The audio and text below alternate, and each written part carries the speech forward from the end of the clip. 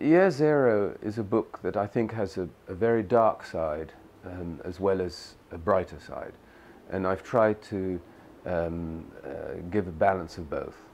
It was one of the, perhaps the most catastrophic war that humans have ever fought. Certainly the scale was unprecedented. And the dark side is one that you see after many wars, including the Iraq War. We see it in our own time, which is that wars create chaos and mayhem, and societies don't just revert to normality after a war.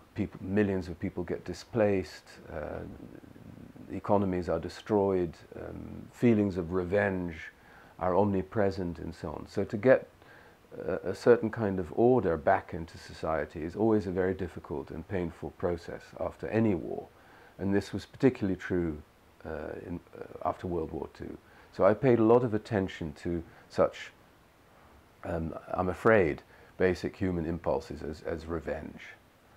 But the brighter side is that out of great destruction, creation also emerges.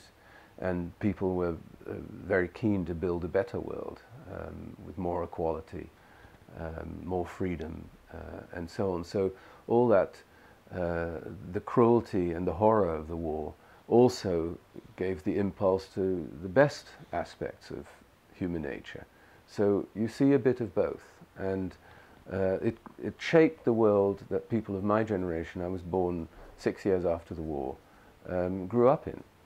And we've been amazingly lucky if we lived in Western Europe, at least, in that we lived much of our lives in times of extraordinary peace and prosperity.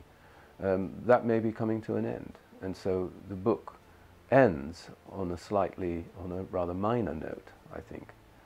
Minor in the sense of that we shouldn't be complacent about the fact that we've lived such lucky lives.